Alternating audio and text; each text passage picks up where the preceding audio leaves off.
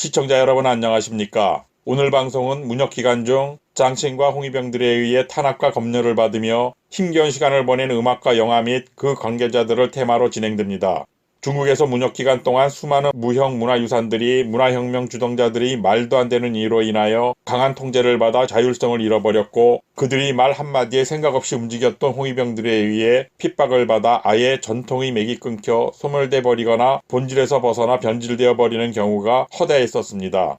이런 무형의 문화유산들 중 가장 많은 피해를 당한 분야가 영국이었다면, 거기에 버금가는 통제와 핍박을 받은 것이 음악과 관계된 분야입니다. 음악은 영국과도 깊은 연관성이 있기 때문에 사실 영국 분야를 통제한다면 자연스레 음악 분야도 함께 통제될 수밖에 없는 것은 당연했습니다. 따라서 문혁 기간 동안 음악 역시 영국과 마찬가지로 마오쩌둥의 부인이자 4인방의 중요 인물인 짱칭이 깊숙한 관여로 이유 없는 통제와 핍박을 피해갈 수 없었습니다. 짱칭의 통제하에 있던 것들 중 경극이나 무연극 분야에는 그래도 공연과 방영할 수 있는 레퍼토리가 비교적 많은 편에 속했지만, 음악은 달랐습니다.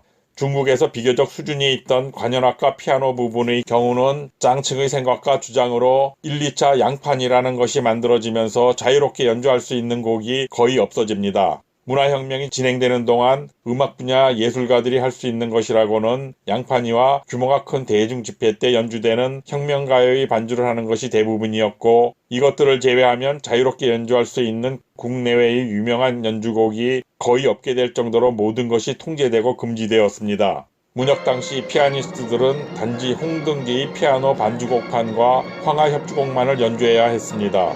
관현악단도 사가빈과 쥐치위 호산의 교향곡판과 황하협주곡, 그리고 혁명경극과 무용극 등 혁명극이나 혁명가요의 반주만 할 수 있을 정도였습니다. 이런 상황이었기 때문에 연극 분야는 당연히 깊은 침체의 수렁에 빠져 예술성의 발전은 고사하고 모든 음악 장르의 퇴보가 진행될 수밖에 없는 것이 현실이었습니다.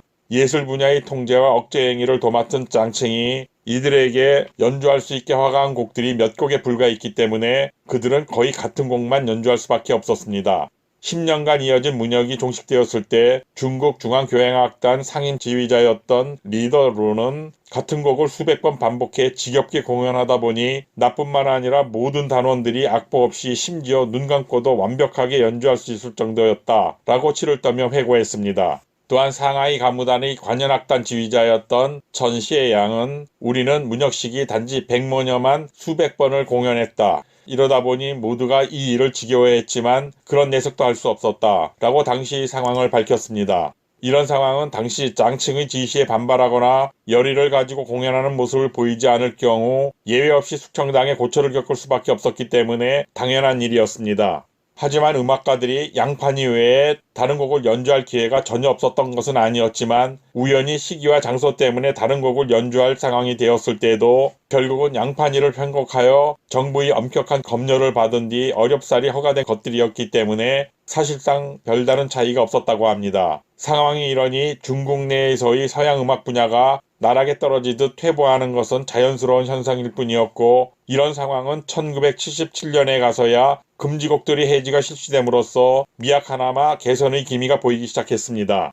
비록 1977년부터 금지곡들이 비교적 자유롭게 연주할 수 있는 환경이 조성되었지만, 이미 나락으로 떨어졌던 서양 음악의 수준을 다시 끌어올리는 일은 쉽지 않았습니다. 무형의 문화유산을 지겨울 정도로 철저히 말살하며 통제를 가했던 짱칭 때문에 연주자들은 당연했고, 작곡가나 연출가 및 안무가들 역시 심한 탄압을 피해갈 수 없었습니다. 그들은 양판이를 기준으로 한 공동 창작물을 만드는 것 외에 어떤 경우에도 자신의 개인 이름을 걸고 작품을 내놓는 것은 불가능했습니다. 또한 이런 공동 창작물조차 작업할 수 없을 정도로 처음부터 배제된 예술가들은 짱칭의 사주를 받은 홍위병들에 의해 반혁명적이라는 굴레가 씌워져 고초를 겪었습니다. 그들은 앞뒤 가리지 않고 짱칭의 말을 그대로 받아들이며 입맛에 맞게 행동하는 홍위병들에게 조리돌림을 당하게 되는 것은 물론 감옥에 갇히거나 하방을 당해 말할 수 없이 고생을 하며 비참한 생활을 해야만 했습니다. 만약 더 심한 경우에 보통은 밖으로 잘 노출되지 않았지만 모두 다 아는 비밀로서 여자 예술가들은 홍위병들이 성놀이개 역할을 하며 수많은 남자들을 상대해야 했고, 남자들은 숙청되거나 행방불명이 되었는데, 사실 행방불명 되었다는 것은 곧 어디선가 살해당했다고 보는 것이 맞는 말이었습니다.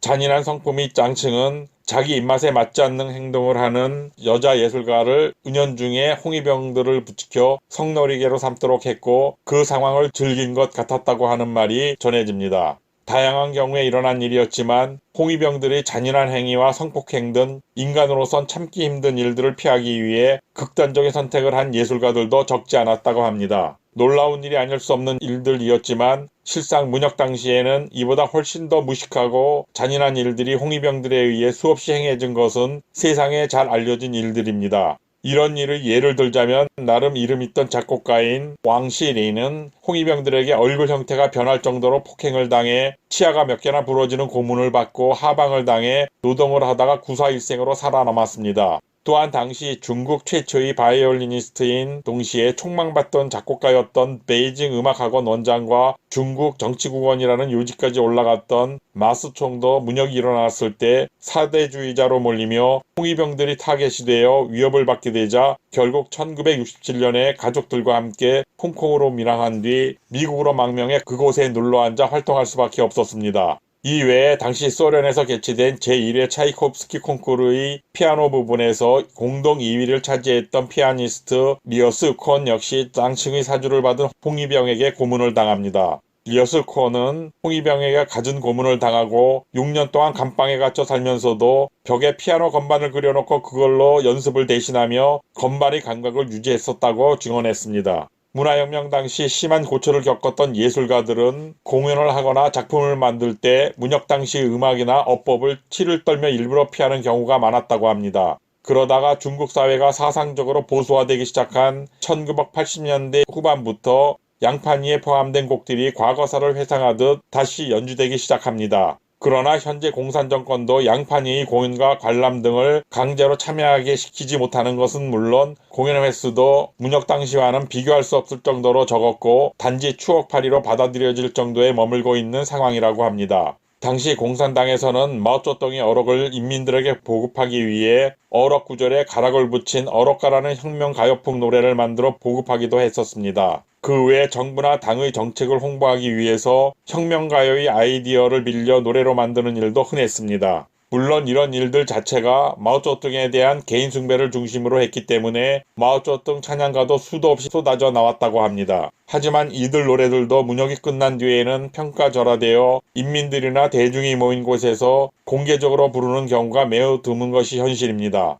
현재 중국 국가인 의영군 진행곡도 이 당시의 희생자라고 볼 수 있는데 이 곡의 작사자인 티엔한이 문혁 당시 반당 분자로 몰려 숙청되었기 때문입니다.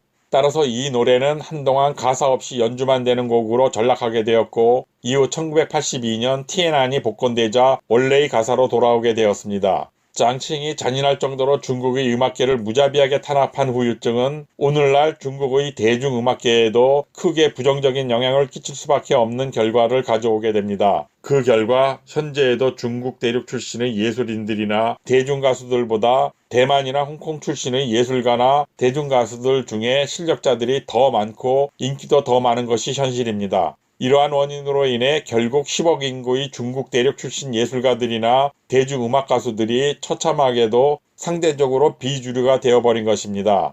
오늘 방송은 여기서 마무리하며 다음 방송에서도 문혁 당시 망가진 음악과 영화의 내용을 테마로 방송합니다. 시청자 여러분의 구독과 좋아요는 콘텐츠 제작에 큰 힘이 됩니다. 지속적인 시청과 참여를 부탁드리며 방송을 마치겠습니다. 대단히 감사합니다.